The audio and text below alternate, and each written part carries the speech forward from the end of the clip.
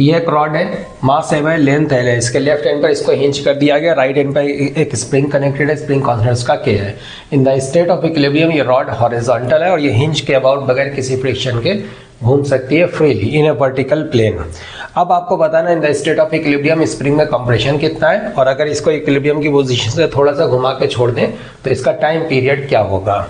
देखिए इन the state of equilibrium इस पर इसका जो वेट लगेगा mg, इस स्प्रिंग में कुछ इक्विलिब्रियम कंप्रेशन होना चाहिए, may be that is x not, जिसकी वजह से ये स्प्रिंग इसको ऊपर की ओर पुश करेगा। अब k x नॉट का जो एक टॉर्क आएगा अबाउट दिस पॉइंट, ये टॉर्क एंटी क्लॉकवाइज ये mg के टॉर्क को बैलेंस करेगा। इससे आपको इक्विलिब्रियम कंप्रेशन इतना मिल गया। अब अगर from the state of equilibrium हम इसको किसी एंगल थीटा से घुमा दें तो ये जो पॉइंट है ये नीचे आएगा कितना, थीटा एल से जाएगा। स्प्रिंग में कंप्रेशन और बढ़ जाएगा, ऑलरेडी x नॉट था, एल थीटा से और बढ़ गया, टोटल कंप्रेशन कितना हो गया। फिर स्प्रिंग रॉड पर अब ये फोर्स लगाएगा और ये फोर्स ऊपर की ओर लगेगा।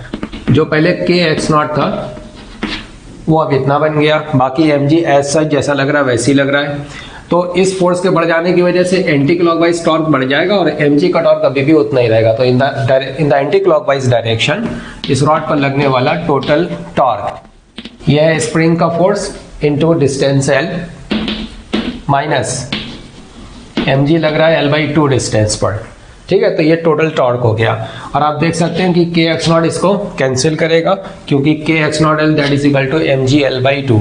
अब ये हमको मिल गया टॉर्क, और ये टॉर्क हमने मैग्नीट्यूड फाइंड किया है। जब थीटा क्लॉकवाइज है तो टॉर्क एंटी क्लॉकवाइज है। तो अगर हम प्रॉपर डायरेक्शन के साथ लिखना चाहें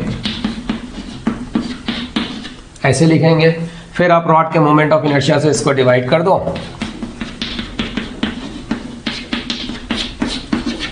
ये तो हमें अल्फा मिल गया। सो ये इक्वेशन इंडिकेट कर रहा है कि इसकी जो मोशन होगी वो एंगुलर SHM होगी because this alpha is equal to minus some constant into theta. अब अगर हम इसको कंपेयर कर लें स्टैंडर्ड इक्वेशन से तो ओमेगा हमको मिल गया,